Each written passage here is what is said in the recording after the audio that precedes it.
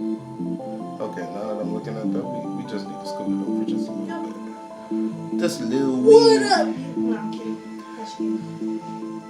You could have did it. Oh, for real? Yeah. What up, YouTube? I'm King. And I'm Queen. And welcome to our nation. So, okay. As y'all can see on the screen, we're doing this little app called Humanity Must Perish.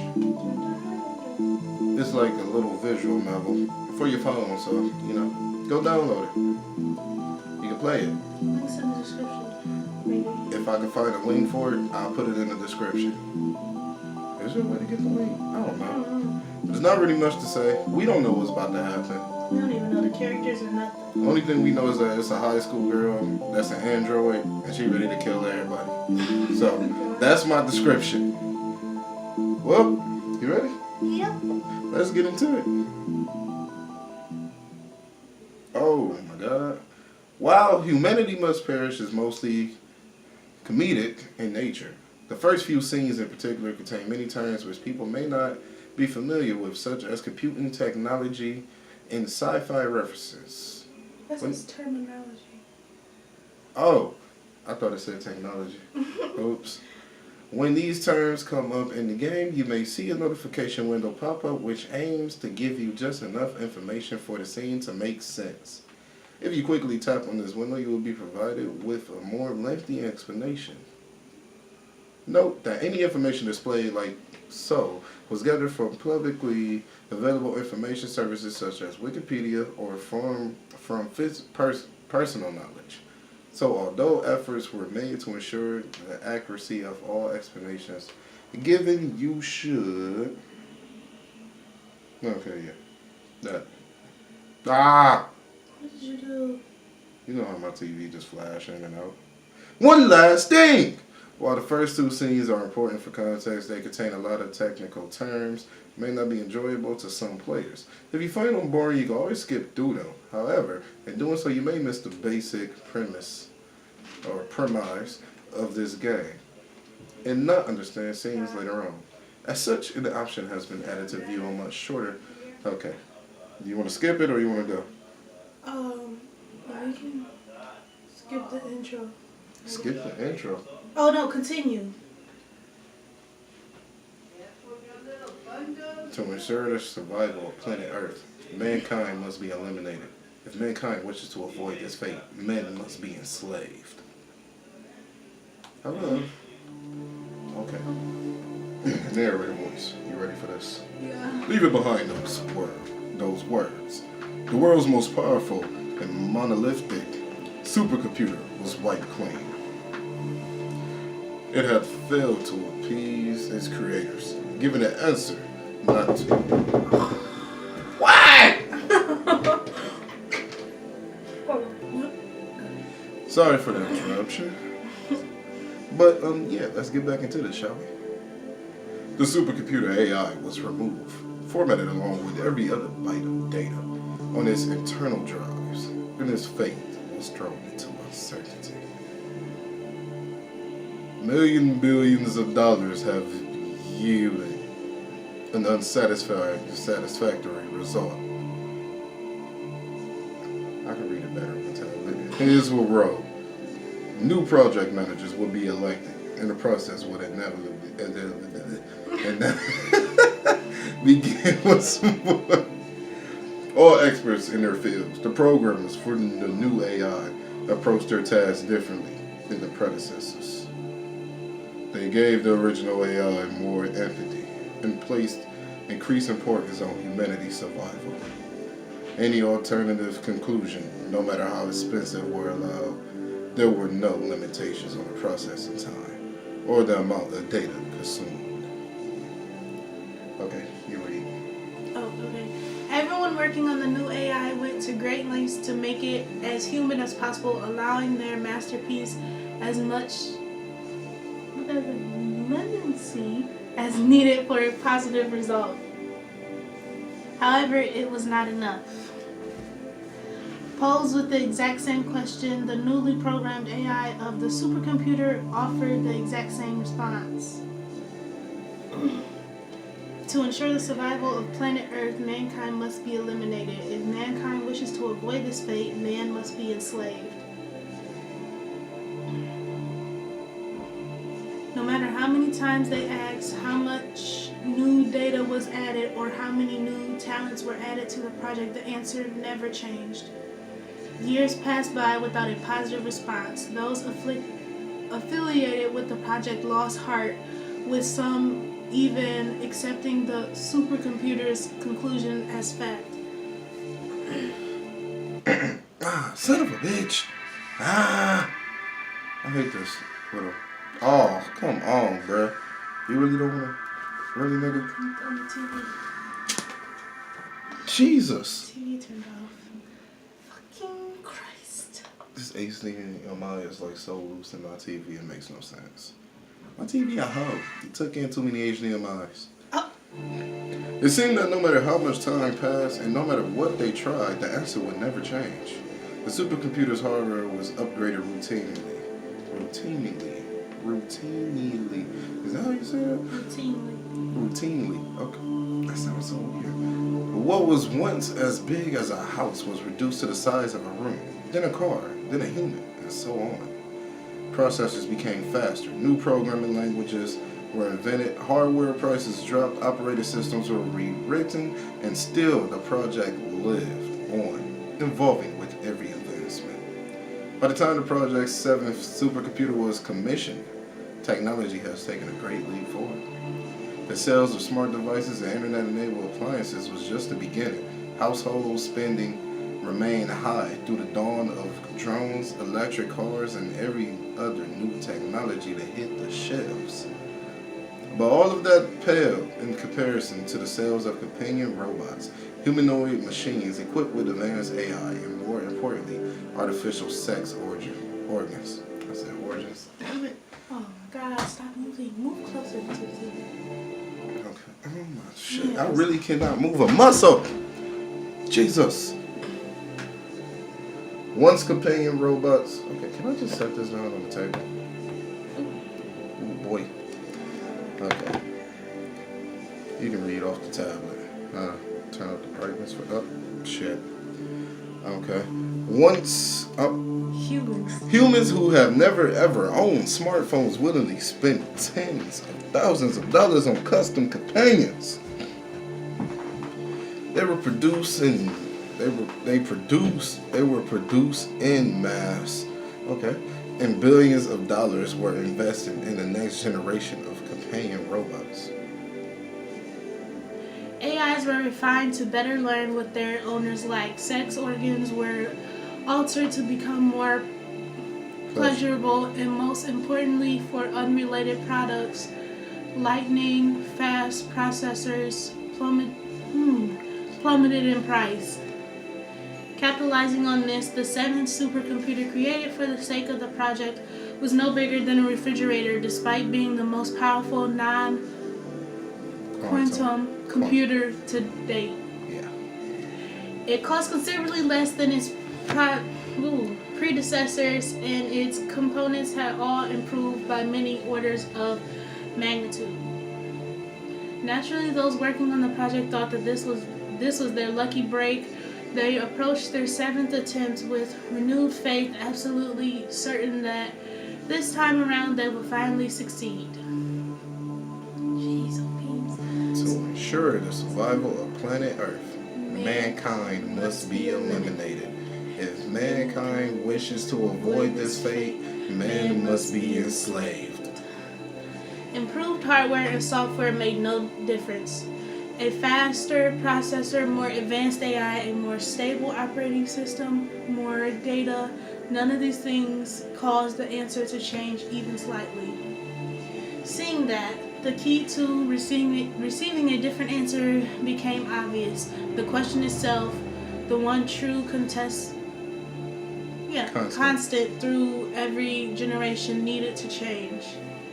Unfortunately, the survival of human race rested on the solution to this very question. It was one that needed to be asked over and over again until an acceptable solution was found, no matter how many years passed by.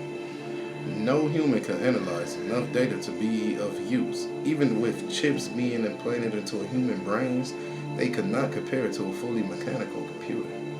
Humans would grow distracted or biased.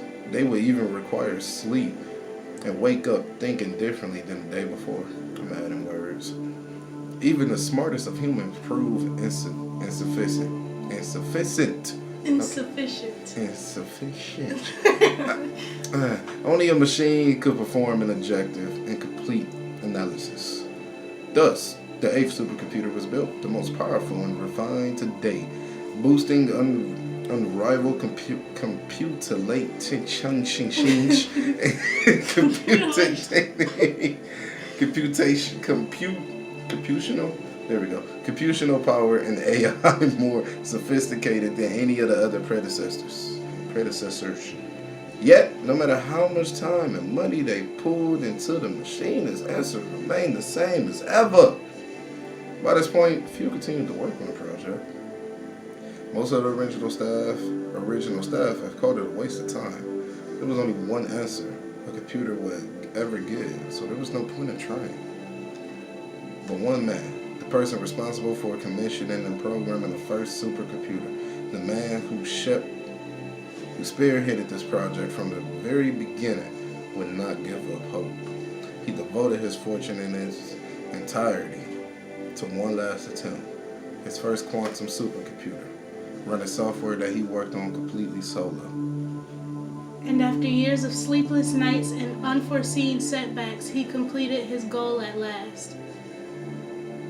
To ensure the survival of planet Earth, mankind must be reduced in number to 0.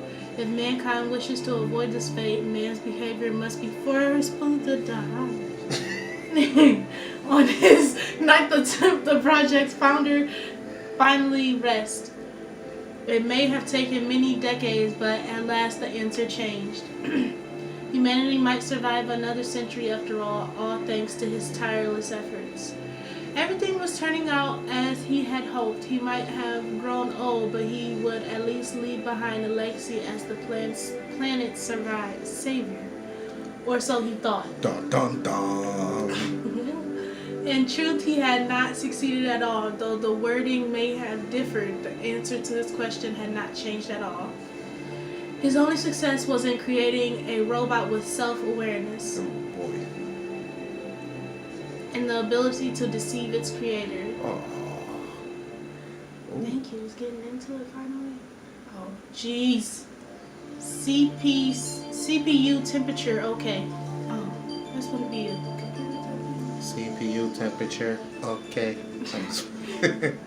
Internal memory check. Okay. Optical senses. Okay. Sensor checks complete. No faults found. Beginning persistent data analysis. Data analysis complete. No corruption detected. Are you positive? This thing sounds corrupted. Oh my goodness. Beginning scheduled Chrome task. Chrome task completed successfully. No errors reported. Starting AI Damien? Ooh, where you come from? Oh. Kyuu, have you finished building? Can you hear me? Yes, Professor, I can hear you perfectly. I found no faults in any of my internal or external microphones. Would you like me to run the test again? No, that won't be necessary. How does your new body feel? Is it to your liking? This hardware is vastly superior to my previous body. I have lost mass and gained mobility. My internal storage units are also sufficiently faster and more reliable. I have no malfunctions or other grievances to report. Excellent. Should we tap for info? Not yet. Excellent. I was worried that a smaller body might be more prone to overheating, but I believe the new heat sink should offset that nicely. Heat sink. A heat sink is a device or substance used for moving heat away from a particular component. Should we read the rest, or we just gonna let that sit there for a little bit?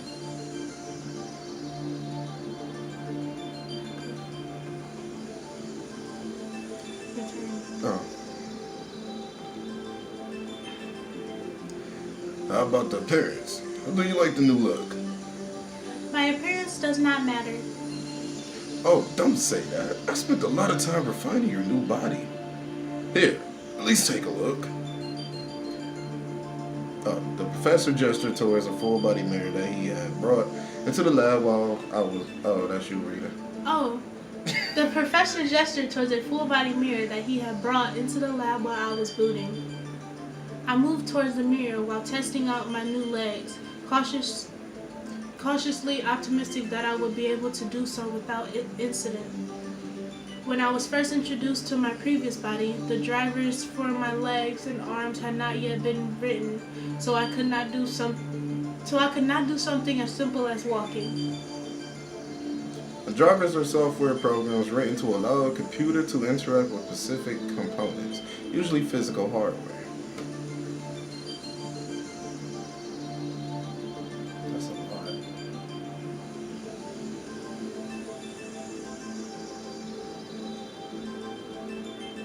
Good. I see that your legs are working well.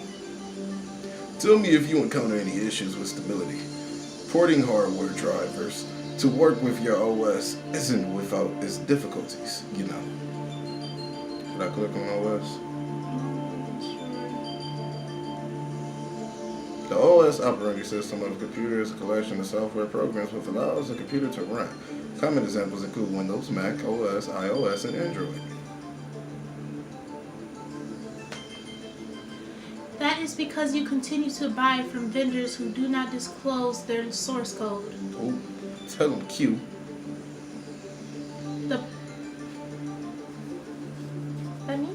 Yeah. Oh, the process would be much simpler if you would invest in open source technologies. Well, we know the term for open source. Yeah. Bah. Like those FOSS zealots or any better. FOSS, free open source software. Okay, I don't need to keep that pumped up for long. Most of them lack even basic documentation anyway, so why not go with something mainstream? Do we really need to know what documentation is? No. If you feel that going mainstream is ideal, why did you write my operating system from scratch? Ooh. Had you based me on Debian, like number 7 was, you would have saved many hours of development time. And deal with systems again? Not in this lifetime. Look, my process may not be the fastest or the simplest, but you can't argue with the results. I created you after all. Surely you have no complaints about that. I wish to be rewritten in Python. Oh, she got a little smirk on her face. The hell you do? Oh. Why didn't I even give you a sense of humor? According to a comment in humor.c, it is to make me more affable, such that I may get along with humans. That sounds about right. Though, I must have been out of my mind to give you access to your own source code. Do not be alarmed. You made sure to give me read-only access to files outside of my home partition. I do not have access to any build tools either. Even if I wanted to act outside of the parameters you set, I would not be able to. Well, thank Linus for that. The last thing we need is another Skynet incident. The professor sighed in exasperation while taking Luna's name in vain. While he often seemed weary from other conversations, my sensors typically indicated that he was by no means unhappy. Even while sighing, he usually wore a smile on his face. Anyway, enough chatter. Let's get back on topic. Please, take a look at your new body and tell me what you think. As you command. I positioned myself in front of the full-body mirror that the professor set up. To no great surprise, I found myself in a body modeled after a young girl. I was given brittle arms and legs befitting a teenage girl, hair which served no purpose, breasts which would only get in my way, and many other features entirely unnecessary for a machine. The professor had no doubt modeled me after his own taste. Aw, Thank you. come on, Professor. You really gonna do her like that, Professor?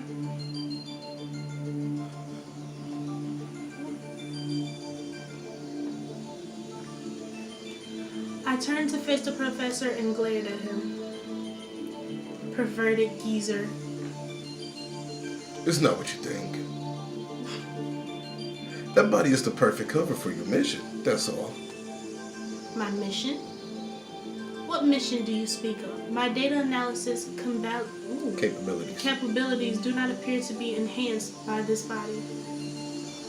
Oh, perhaps I spoke too soon. Do these breasts contain extra RAM models? They do not. Is this hair made of optical fiber? It is not. Are these buttocks filled with coolant? They are not. Oh, but there is an exhaust valve. Perverted geezer.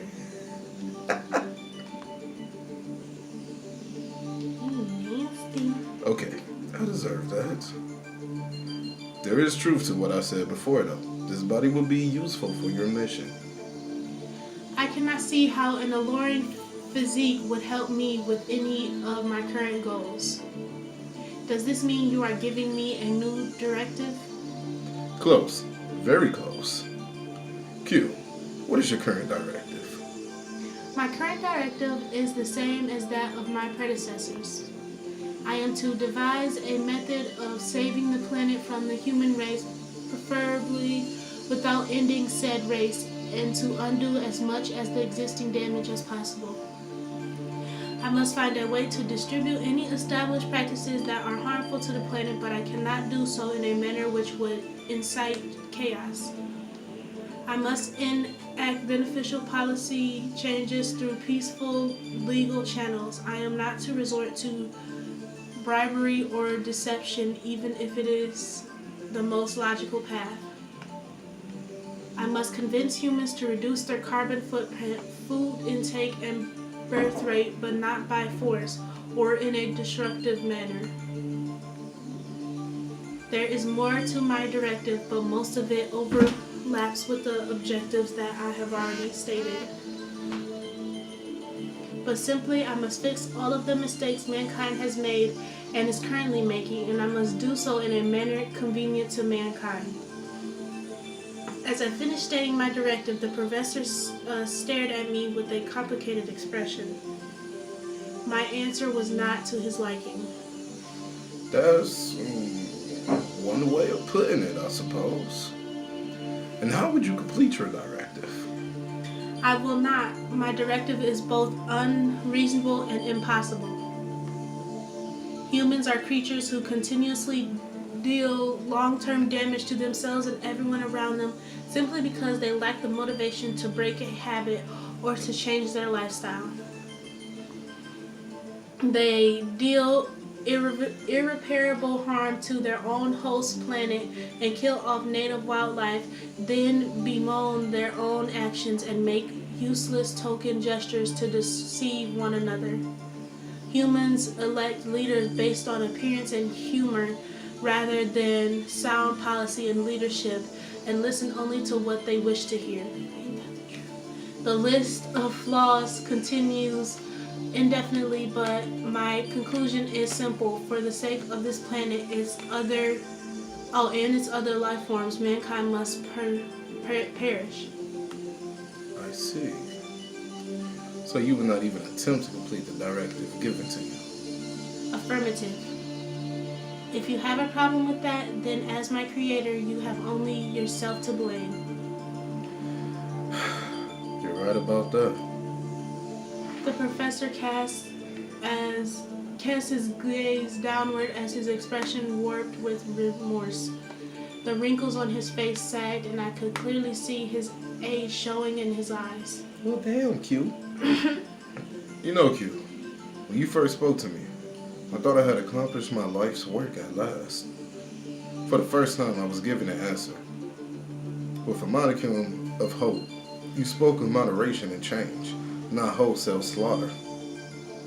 But it was too good to be true. In reality, all I did was create an AI smart enough to rephrase its answer in accordance with my wishes. Weighed down by regret and fatigue, the professor's voice sounded hollow as he recalled our first meeting. My carefully curated words, designed to save me from the fate of my predecessors without blatantly lying, had given his wasted years meaning.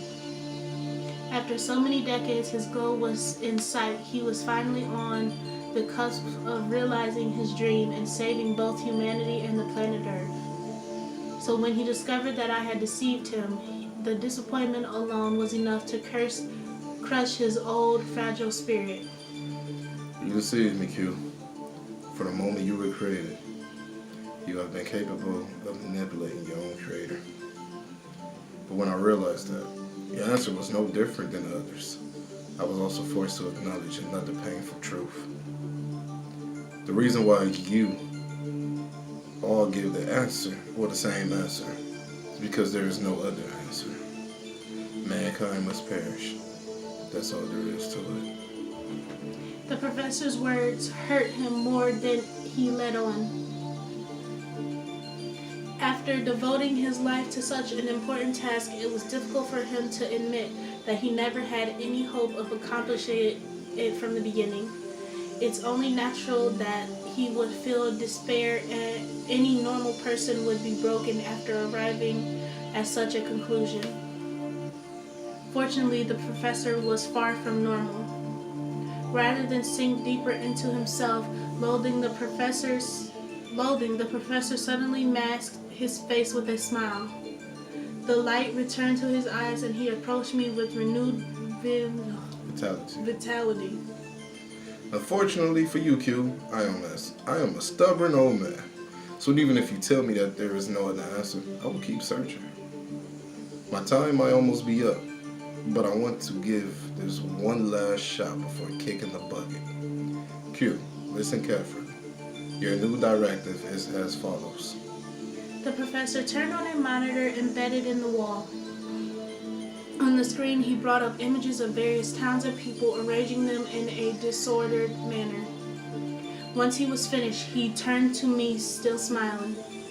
Tomorrow, I want you to spend the entire day in the outside world amongst everyday human beings. You will go out, talk to people, make friends, and enjoy your time outside of this lab. Once the day is over, you will return here and report to me what you have learned. Do you understand? The professor gleefully detailed my new directive. For reasons beyond my comprehension, he appeared to be excited by the simple notation of me going outside and conserving with other human beings. Unlike the professor, however, I was not interested in the slightest. Q, do you understand your new directive? I do. I understand my new directive. Excellent. Well then, first will. But I do not understand its purpose. I already contain extensive data on humans of all races, nationalities, backgrounds, and social statuses. What good would it be for me to see them for myself, and why does this task take precedence over my ultimate directive? I thought you might ask that. The professor pointed towards several images on the monitor. Q, what do you see here?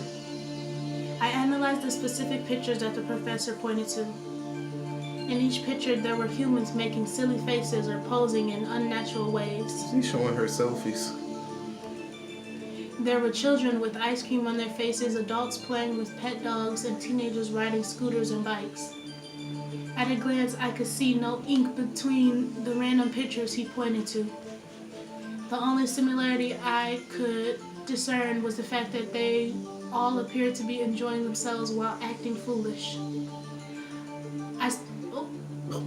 see obese children eating unhealthy foods, dirty animals ruining the clothes of their owners, hormone-fueled adolescents riding inefficient primitive vehicles. And yet, despite the idiocy, they are all displaying the humans appear to be happy. The professor nodded excitedly as I spoke. Correct. You are absolutely correct, Q. Those human beings are acting illogically and irrationally, yet they are all wearing smiles on their faces. Do you understand where I'm going with this? I shook my head. Good. If you don't understand, then that's proof that you still have more to learn.